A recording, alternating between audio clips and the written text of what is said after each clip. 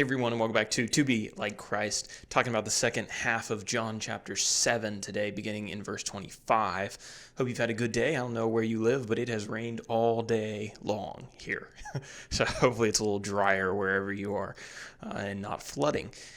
But remember that all these notes that we are studying off of can be had for free down in the link in the description of this video. And also there's a free ebook out there on 2BeLikeChrist.com. There's also a link to that. Let's talk a little bit about what we talked about in the first half of the chapter. Jesus has this discussion with his brothers about going to the Feast of Tabernacles, and they kind of challenge him to go and make himself known publicly. I think believing that he's pursuing his own personal glory, and Jesus says that that's not what he's pursuing. And he gets down to the feast eventually, and he tells people that that's not what he's pursuing. He's there to present his Father or God's message. He then, the Pharisees, the Jewish leaders are still angry at him because of the healing that he did a few chapters back of the lame man on the Sabbath day, and they want to kill him because of this. And he confronts them and kind of challenges them on that and shows them their hypocrisy, that they are condemning him using the same logic that they are using to justify their own actions. So they have two different standards. Maybe I didn't say that correctly.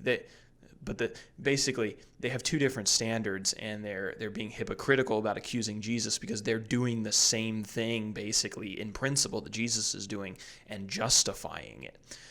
So the hypocrisy is obvious. Jesus called them out on it, and they don't have anything to say. They don't have any response, and that's kind of where we pick up. Jesus has told them, he says, do not judge by appearances, but judge righteous judgment. And then we pick up in verse 25. Some of the people of Jerusalem therefore said, Is not this the man whom they seek to kill? And here he is speaking openly, and they say nothing to him. Can it be that the authorities really know that this is the Christ? So back in verse, I'm not sure which verse it is.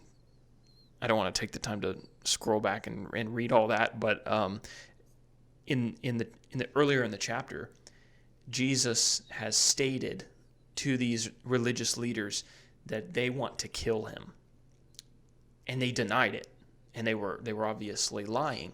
Here, the people in verse 25, they know that the authorities want to kill Jesus, which is interesting, as is the case with a lot of politicians today. The common Jews knew their religious leaders were lying about their intentions to kill Jesus. The religious authorities thought that they could just lie their way out of everything, and that they could pull the wool over the people's eyes and no one would see their hypocrisy, but that wasn't the case, which is kind of the same reality that a lot of us live in today with politics. Could go on a rant, but I think I will not. I'm sure you know what I'm talking about. It seems to be something that when you get into power, you just think that you're cleverer than everyone else and you can lie and get away with it. And everyone else around you is like, we see what you're doing. You know, we know you're lying. And that's kind of the state of the people here. Like the Jewish rulers had denied. Jesus said, you want to kill me? And they said, what? You're crazy. And they insulted him, told him he had a demon. And the Jewish people are like, oh yeah, they want to kill Jesus. So Jesus was teaching openly in the temple, and the people were curious why their leaders weren't doing anything about it because they knew that they wanted to kill him. The people are quoted as saying, is not this the man whom they seek to kill? And here he is, speaking openly, and they say nothing to him. Why didn't they say anything to Jesus? Well, I think it's probably because of what happened a few verses earlier that we just talked about. Jesus had exposed their hypocrisy, and they didn't have a response. They didn't have an answer or they couldn't justify their actions. They had been kind of caught with their double standard, and so, they didn't have anything to say.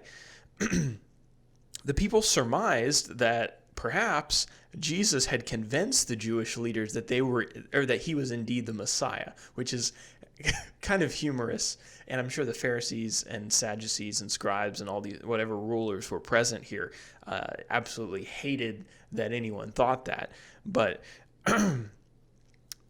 they thought that maybe they had given up their plan to murder Jesus because they were now believers.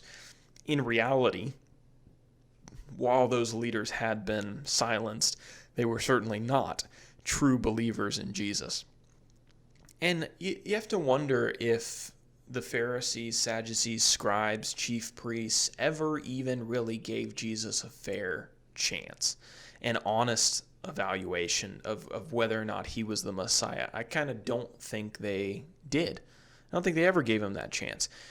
Because they had determined, it's pretty clear, they had determined in their minds that whoever the Messiah was and was going to be, that he wasn't going to be somebody who threatened their way of life. In their minds, the Messiah was somebody who came and affirmed the way that they were living, and therefore Jesus was just immediately taken off the table because he threatened them. He was a threat to their authority and to their the people's perception of them. I think there's a good application there for us in the modern day. We cannot determine in our minds who God is until God reveals himself to us. You can't make up your opinion about God until he reveals himself to us. There are so many people who, before reading the scriptures, the Bible, what we're studying now, which is where God reveals himself to us, before even picking this book up, they've kind of determined in their mind that whoever this God is who they're about to read about, he isn't going to be a threat to their way of life.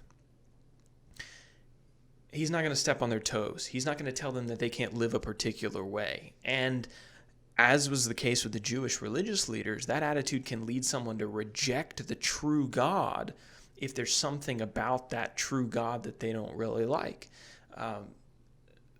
The religious leaders of the Jews were basically like, look, this isn't the guy that we imagined. It's not the guy that we want. And so we're going to reject him. And they walked away from the true God because there was something about him they disliked. Well, a lot of people do that today. And we've got to allow God's revelation to reveal the God that we are serving. And it doesn't do us any good, and it will do us nothing but harm if we determine who God is and then we reject the real thing. So we have to come to the scriptures honestly, and I hope that this study is helping people to do that, and I hope I'm coming to the scriptures in that way, and that you're coming to the scriptures in that way, and that we're just observing Jesus and the God that he's revealing to us, and we're going to accept whatever it is that he shows us. Verse 27.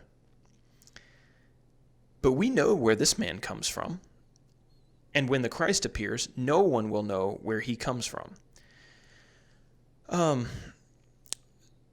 people observe that the Jewish leaders weren't arresting Jesus, but they have this confusion. There's this discussion going on among them, and that is that they say, no one knows where he comes from. Actually, let me read the whole verse again.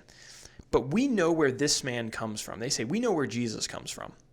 And when the Christ appears, no one will know where he comes from. This is kind of a tricky verse to interpret, because we know from verses like Matthew chapter 2, verses 4 through 5, and also the latter part of this chapter, which we'll read in a second, we know that the Jews had an expectation of the Messiah's birthplace. They knew that he was supposed to be born in the city of Bethlehem. So the question is, why do they say here, no one will know where he comes from? While it was true that they knew the location that the Messiah was prophesied to be born, there was still a lot of mystery surrounding Jesus' arrival. And anyone who knew the prophets would have known that. The prophet said that Jesus was supposed to be born of a virgin. And the prophets, Isaiah specifically, calls this coming Christ the mighty God and the everlasting Father in Isaiah 7 and Isaiah chapter 9. Apparently, the people who were here, this crowd, thought that they knew everything about Jesus' origin. Oh yes, this guy is born in Galilee. Oh yes, this is the son of Joseph and Mary. Luke chapter 3 even tells us that they supposed that he was just the physical son of Joseph. Luke 3 verse 23. It says, Jesus, when he began his ministry, was about 30 years of age, being the son, as was supposed, of Joseph. So they thought, hey, we know everything about this guy and where he comes from, and so he can't be the Messiah. Those were assumptions, as we will see, and Jesus responds to those assumptions in the next couple of verses. They don't really know as much as they think they know. Verse 28 and 29.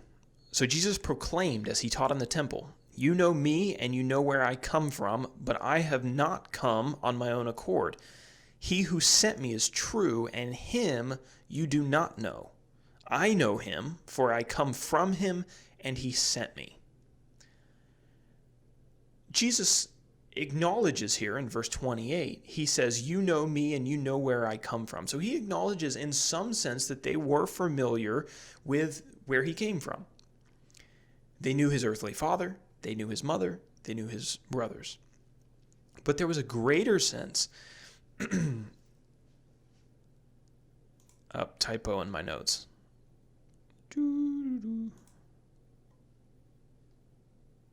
Oh, okay.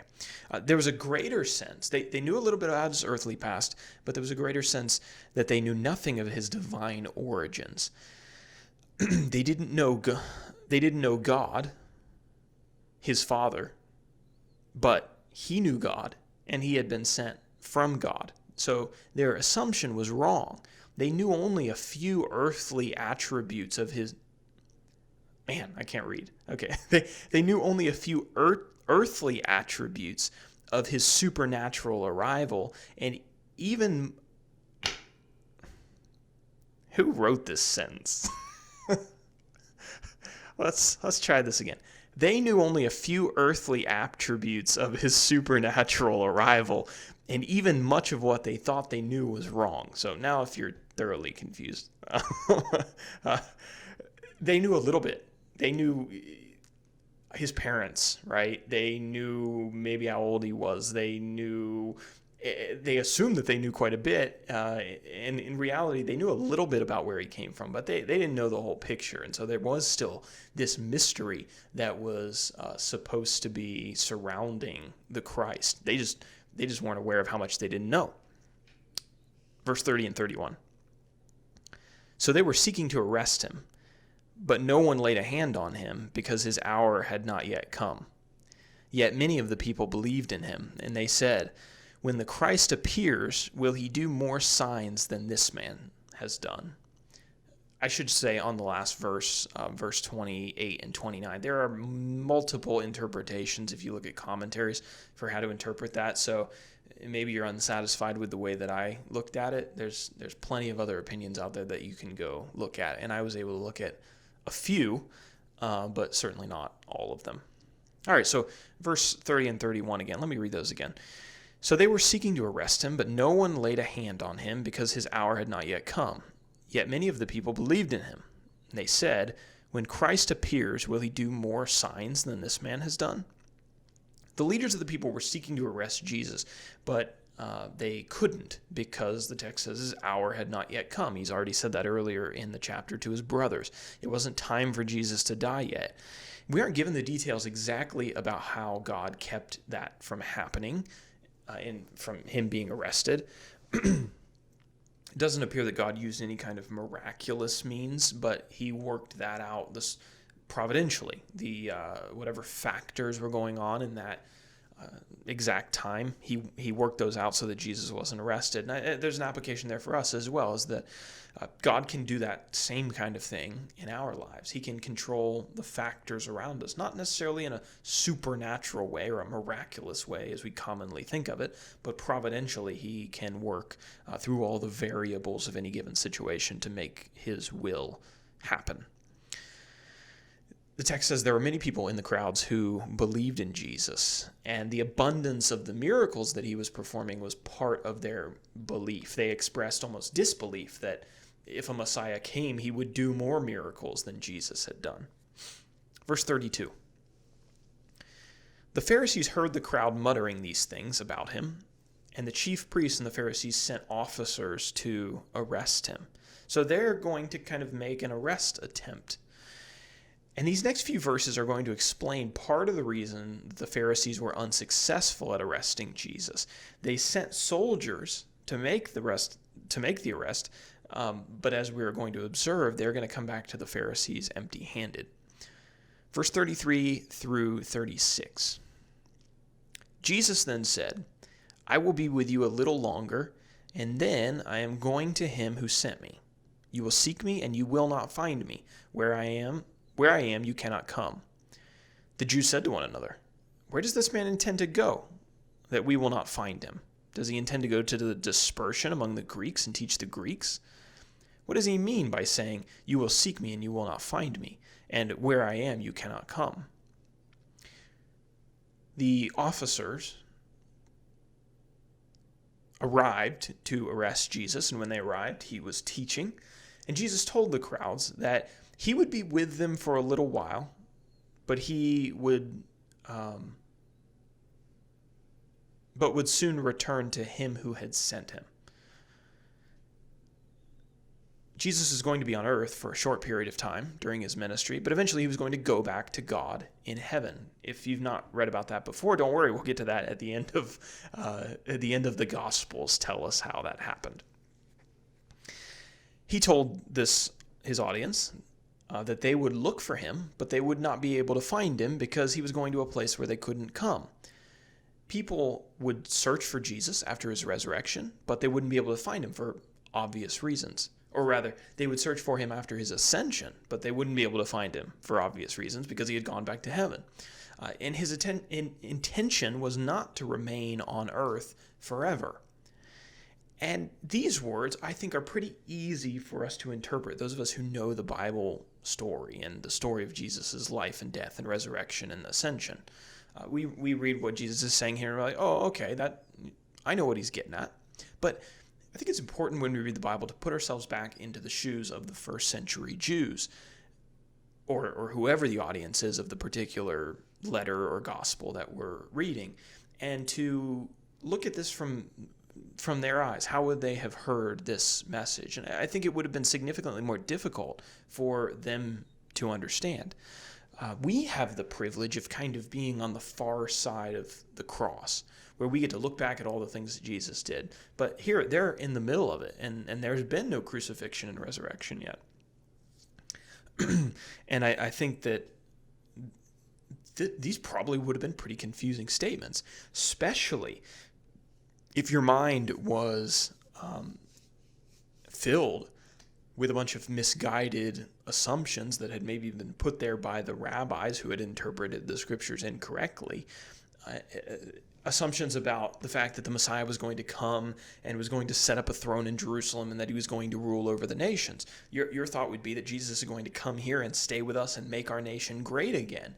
And here Jesus is saying that he's leaving. And you're like, wait a second, the Messiah's not supposed to leave. He's supposed to stay here with us. Well, no. So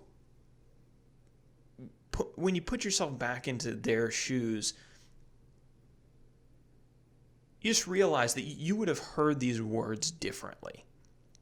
And I think that's just a good thing to observe as we look at their response and the way that they kind of react to what goes on in the rest of the context.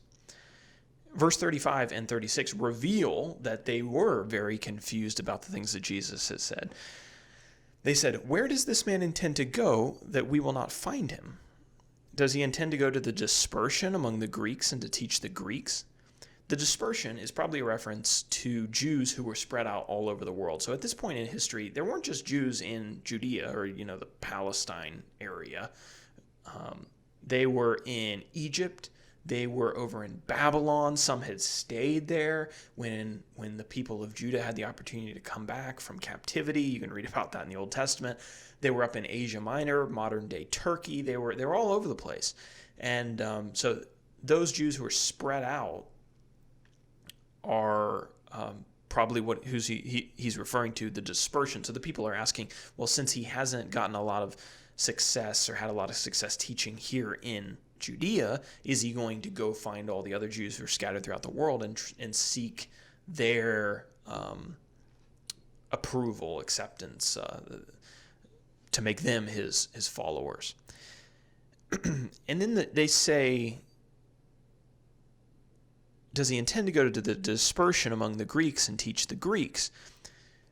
When we hear the word Greeks, we think, oh, well, those are citizens of citizens of Greece, the country.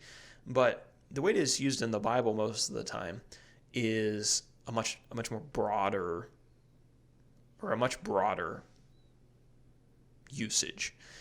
I'm kind of losing my ability to speak here. Just bear with me. Let me take a drink of Coke Zero. No doubt that will help. Okay. Greeks. Greeks is used in a similar way to the term Gentiles, any non-Jewish person. Alexander the Great had spread the Greek culture all over the world, and so it kind of makes sense that Greek is used in a more general sense. So just know, probably not talking about just the people that live over in Greece, but really all the non-Jewish people. They're asking, is he going to go off and find all these people and seek to make them his disciples? What does he mean by saying, you will seek me and you will not find me, and where I am you cannot come? There was a great deal of confusion about what Jesus had said, and interestingly, Jesus didn't feel the need necessarily to explain it all at this point. At least that's not recorded in John's gospel. Again, we see Jesus kind of putting forward an idea, the details of which are not going to be fully understood by his listeners until a later date. But for those, think about those who held on to these words, who put them in the back of their minds, stored them away, and said, okay, I don't necessarily understand these right now, but I'm going to hold on to them. Imagine when Jesus had died and resurrected and ascended back to his Father. Jesus was predicting that he would be killed by the Jewish religious leaders, and then he would resurrect, and then he would leave them, and they wouldn't be able to find them, right? So when that finally happened, and you're thinking to yourself, oh no, we've been abandoned by Jesus, no one can find him, you would probably think back and you'd be like, wait a second, he told us that this was going to happen. And it probably would have been a great mark, great testament, a powerful testament to Jesus's authenticity in the fact that this prophecy that he made here eventually came to fruition a few months or years down the road. Verse 37 and through 39. On the last day of the feast, the great day, Jesus stood up and cried out, if anyone thirsts, let him come to me and drink. Whoever believes in me, as the scriptures has said, out of his heart will flow rivers of living water. Now this he said about the Spirit, whom those who believed in him were to receive. For as yet the Spirit had not been given, because Jesus was not yet glorified. We now skip, this is a 7-day feast. We now skip to the last day of the feast, which was kind of the great day. I think another translation actually translates it, the great day of the feast. Jesus stood up and he said, if anyone thirsts, let him come to me and drink. Whoever believes in me, as the scripture has said, out of his heart will flow rivers of living water. We've seen this theme before in John. Couple times. We have John chapter 4, where Jesus is talking about the water for the thirsty Samaritan woman who's at the well. And then in another chapter, Jesus is talking about himself as the bread of life, chapter 6. So we have spiritual water for spiritual thirst and spiritual food for spiritual hunger. And this kind of comes up again. Jesus invites all of the thirsty to come to him and drink. There is a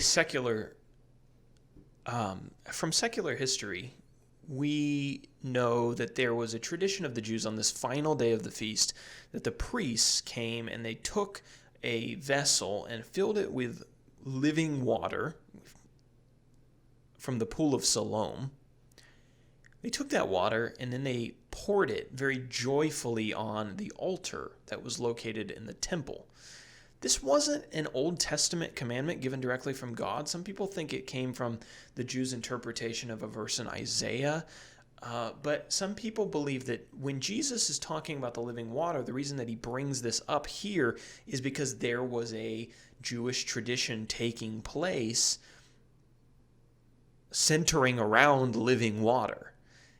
And so was Jesus referencing this tradition when he spoke in the words of verse 37?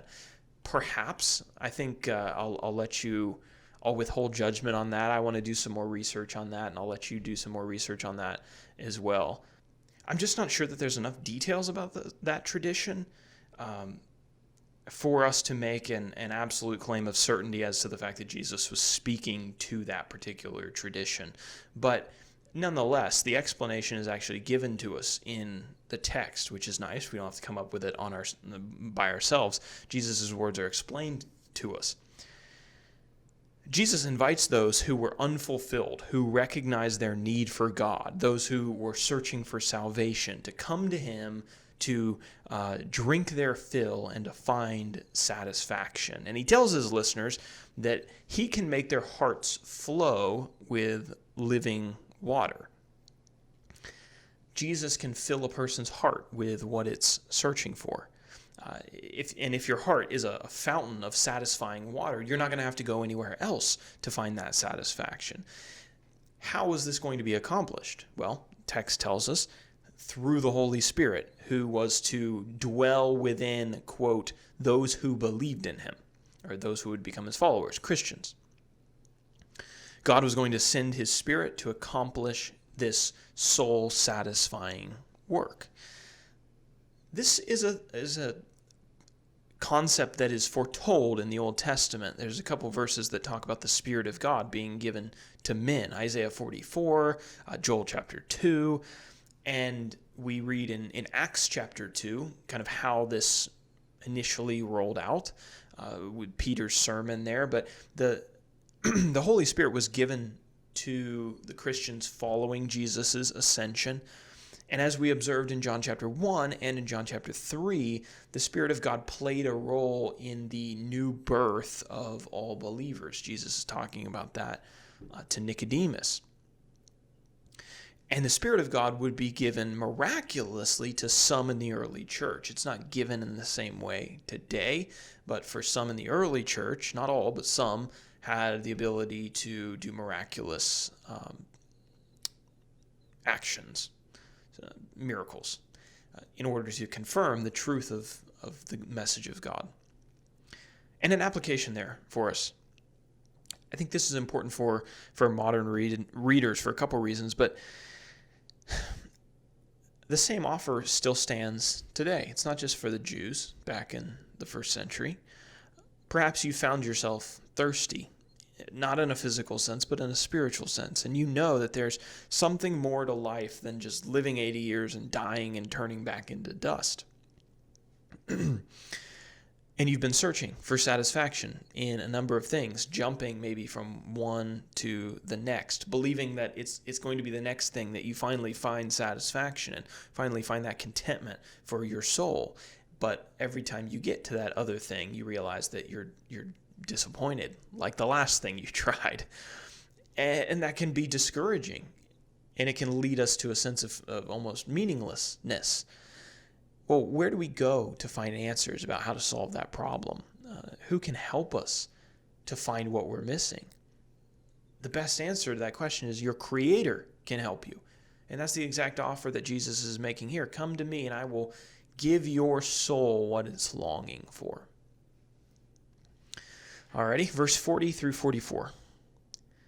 When they heard these words, some of the people said, "This really is the prophet." Others said, "This is the Christ." But some said, "Is the Christ to come from Galilee? Has not the Scripture said that Christ comes from the offspring of David and comes from Bethlehem, the village where David was?" So there was a division among the people over him. Some of them wanted to arrest him, but no one laid hands on him.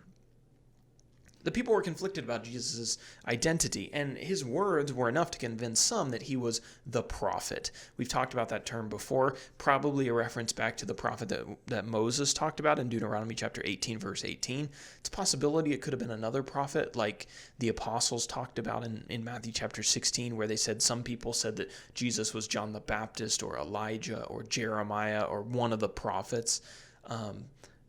I suspect it was probably the one that Moses was talking about, though. And so some people said, wow, his words are great enough where we think he's the prophet.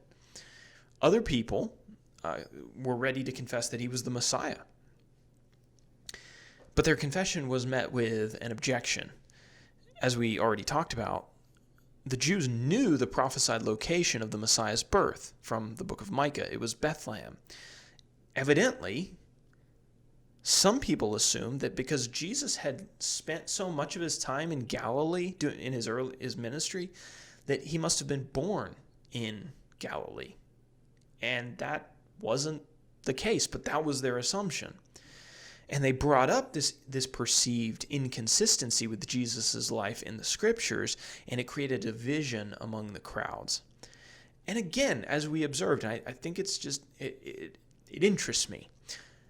The people are willing to debate this point, but there's never any indication that they ask Jesus about this.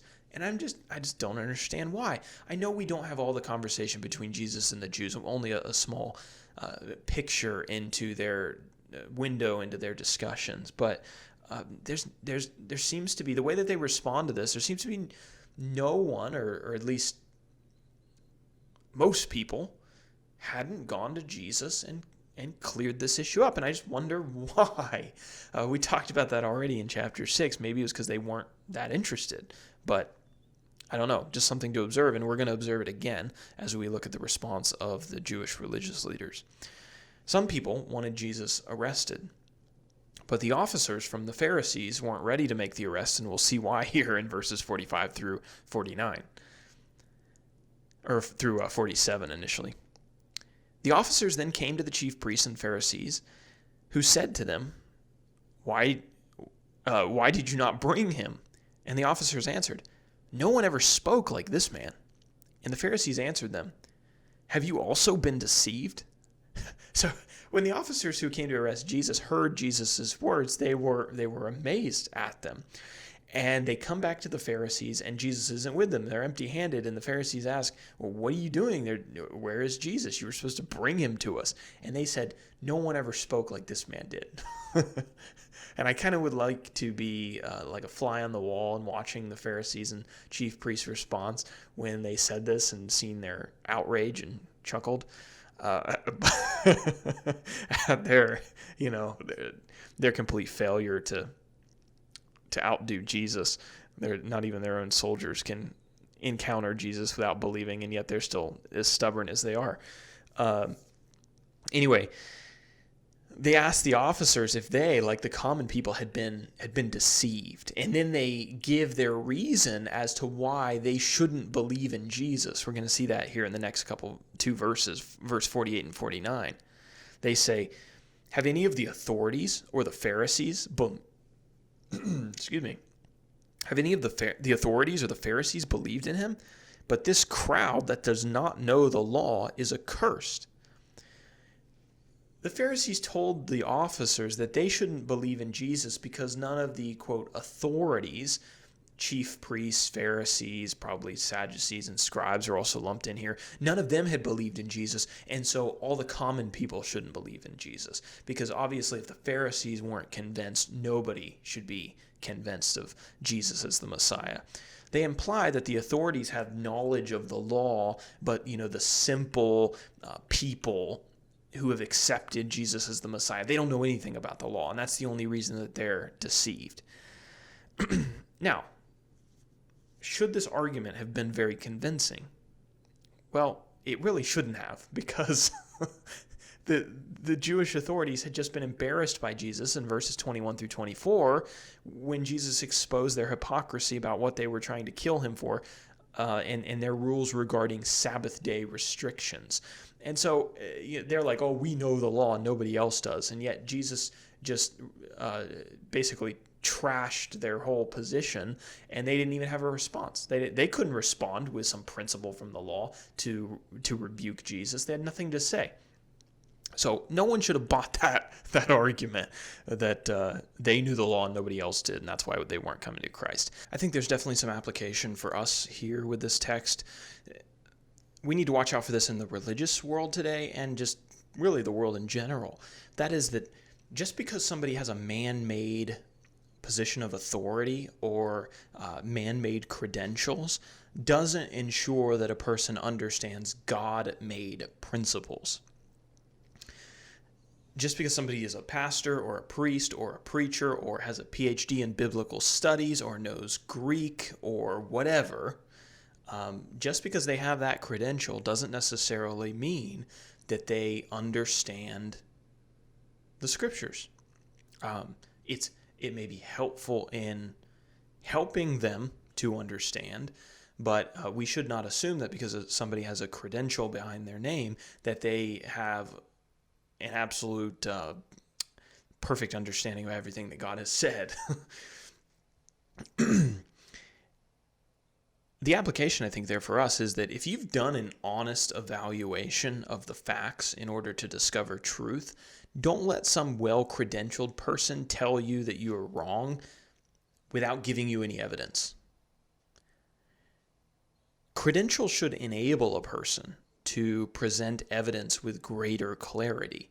Credentials should never be allowed to stand in the place of evidence. The attitude of, or the statement, believe me because I said so and because I have credentials, that shouldn't be a very convincing argument to anybody. That's exactly the argument that the Pharisees are making here. Look, we know the law, we went to school, and we don't believe in Jesus, so none of you people should either. You notice what they're not doing. They're not giving any evidence as to why that a person shouldn't believe in Jesus. They're not breaking down the law to show why Jesus is inconsistent with that law. They're just like, look, we have credentials, we have position, we have authority, and if we don't accept something, nobody else should. And you know what? There's a lot of people who will buy into that argument. Well, think about the religious world. Why do you believe something? Well, because my preacher, pastor, priest, minister, elder, whatever, told me that's what we believe, in our church. Did he give you any reasons? No, but he went to seminary. That's not a reason to believe it. right? If you're going to buy into that argument, you would have bought into the same argument that the Pharisees are making here. Well, we don't believe, so nobody else should either. I disagree with this, so everyone else should either. And if the Jews had taken their advice, it would have been in a terrible spot. They would have denied the Lord. And so we've got to be careful that, and people have a tendency to do this, to lean on credentialed people and to trust whatever they say. We've got to make sure, and that's why this study is important, that we actually require evidence for believing the things that we believe.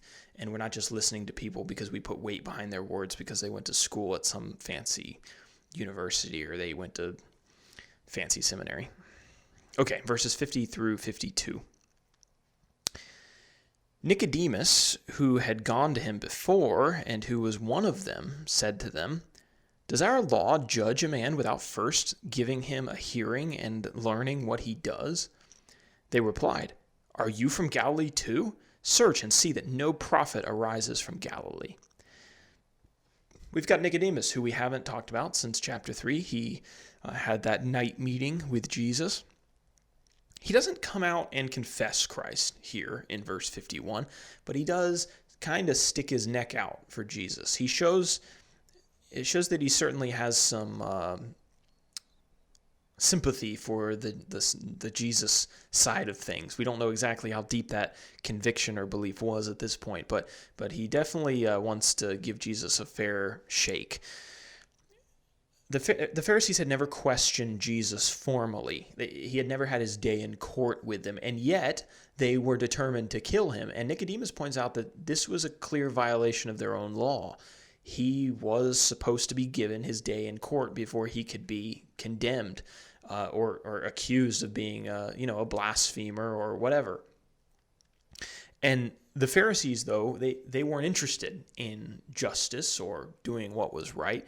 So what did they do? They insulted Nicodemus. They told him that he was a Galilee, which was probably an insult on his intellect, because the Galileans, I don't think, were the most educated of people. And I like what Albert Barnes says here in his commentary about the way the Pharisees responded. You notice they don't attempt to justify their actions. They throw out insults. Albert Barnes says, "Ridicule is not argument, and there is no demonstration in a gibe or in an insulting or mocking remark. But unhappily, this is the only weapon which the proud and haughty often use in opposition to religion." And that's true. People do that all the time. They don't really have a response. They've been accused or they've been shown to be wrong, so they attack the person who's proved them wrong. That's not an argument, right? But that's exactly what they're doing here. After insulting Nicodemus, they pronounce the case closed, and they state as a fact that Jesus cannot be the Messiah because Jesus was born in Galilee. If my calculations are correct, this is now the third time that this confusion has arisen about Jesus' birthplace. And this is the third time that we don't see any action on the part of the Pharisees or chief priests to clear up or to get some clarification on the issue. I can think of at least two ways that the Pharisees could have done this. They could have asked Jesus. That's kind of the obvious one. Hey, Jesus, since you are from Galilee, why, and the scriptures say that the Messiah is coming from Bethlehem. How do you make any sense of that? That seems like, I'm surprised they didn't ask him about that. But we may find out the reason here in a little bit. Asking him would have been obvious, but they didn't do it. Secondly, it would be that they could have found and asked somebody who had been alive when Jesus was born. This should not have been very hard. Jesus is only in his early 30s at this point, and he had been born, they thought, in Galilee. Some probably knew that he had been raised in Nazareth, so they could have gone to Nazareth and asked if anyone was there when he was born, and if they had found an eyewitness to Jesus' birth in Nazareth, they would have been like, aha, that's evidence that you're not the Messiah. They could have done the same thing in Galilee, and yet they didn't do that. They could have gone to Bethlehem and said, hey, anybody see Jesus born here? Anyone know of, eyewitness to that? And if no one was able to testify to it, they probably could have been like, well, look, you have no eyewitnesses in Bethlehem to say that you were born there, so aha, you're not the Messiah. Why didn't they do that? I don't know. And it's not inconceivable to think that, or to imagine them running into somebody who had been around the Bethlehem area or the Jerusalem area who was familiar with the star and with the supposed birth of the Messiah, because Matthew chapter 2 tells us that all of Jerusalem and Herod were troubled, or I think troubled is the word that it uses there, but were stirred up when the wise men came to Herod and asked him about the star. They said, we're going to find the Christ. We've seen a star. Where is he to be born? And what happened? Herod called all of the chief priests and the scribes to him to find out where the Messiah was supposed to be born. They all said, oh, in Bethlehem. Well, they were Jewish authorities. Now, the current day Jewish authorities could not have been too far removed from those people. Probably some of those people were still alive who had talked to Herod 30 years ago. They probably could have found somebody to start connecting some dots here. But again, we just don't see any of this happening. They've made up their mind about what they're going to believe, and that's the end of the story.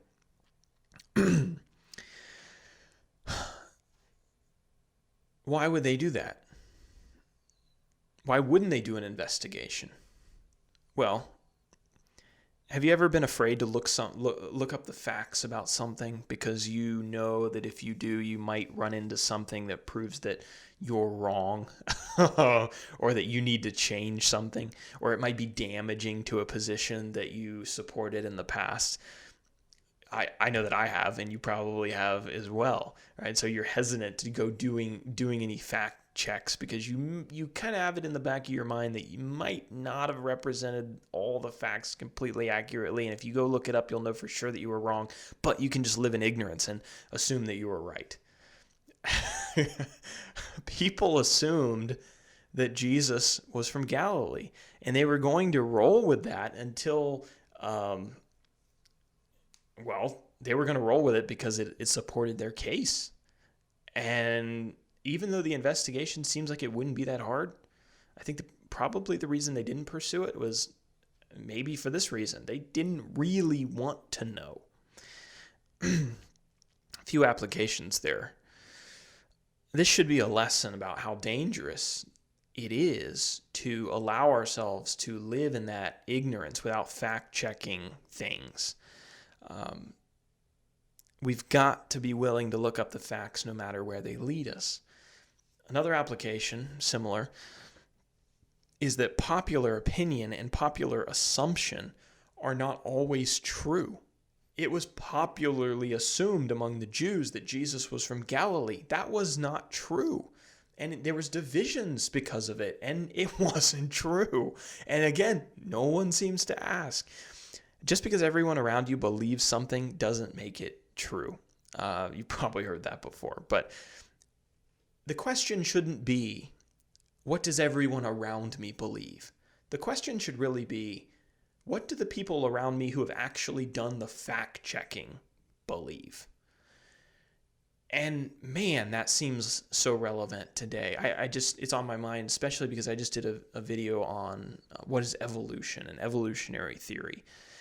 You know, if you went onto a campus today and you found 100 science students and you asked them if they believed in evolution, probably the majority of them would tell you, oh yes, I do. Because all scientists, all reputable scientists believe in it. And then if you then pressed further on the ones who believed and said, can you give me 5 evidences as to why you believe in that version of events, evolutionary theory versus something else? How many of them could give you 5 solid, good reasons for why they believed that theory and rejected others? Honestly, probably not very many. 5, 10%, right? Maybe one might get lucky if they just walked out of biology class, but and that's been shown. That's not just me guessing. Like that's been shown, and it's not just with that situation. It's in the religious world as well. People believe things, and we talked about this a little bit, but people believe things because it's popular to believe them. People are born and maybe they are raised in a particular denomination of the church and they hold to some doctrine, and they don't really know why they believe it. Just because everybody around them believes it, and they've heard it repeated so many times that they're like, oh yeah, I believe that. Can you show me in the scriptures why you believe that? No. And so you see the popular thing to think, a lot of people were thinking Jesus was born in Galilee, and a lot of people just bought into that and never asked the question. So we see how relevant the lessons that should have been learned in the first century are to our world today and still really aren't being learned. And so we've got to learn these. You've got to be one of the minority that's going to ask for evidence before accepting the popular opinion. Hugely important. And I think it's right here in this text. Let's see, this last sentence I have. I think the truth is that in most situations in life, you have a lot of people who have opinions and assumptions about things, but you have very few people who have put in the time to educate themselves on those things. Yes, I agree with my notes. I concur. But so that's the end of chapter 7, and we will move on to chapter 8 next time. In 3 days, hoping to get these down to 1 video each. It's kind of hard when you got 50 verses or 70 verses like the last chapter, but I did the math on this today, and if I do one video for every chapter and I continue that, it'll take me approximately 1.5 years to finish. Obviously, if I split every chapter into 2 parts, it's going to take me 3 years to finish, and I really don't want it to take that long. So after doing that math, I have even more incentive to cut it down a little bit, but it's hard. It's hard to find a good balance. Anyway, thank you everybody who's been watching and supporting me and sending me nice comments online and watching and podcasting, and we are going to continue doing this, hopefully, Lord willing, till Revelation chapter 22. Is it 22 or 21? Can't remember. I can never remember. But anyway, All right, I hope you all have an excellent day. I'll talk to you in a few days.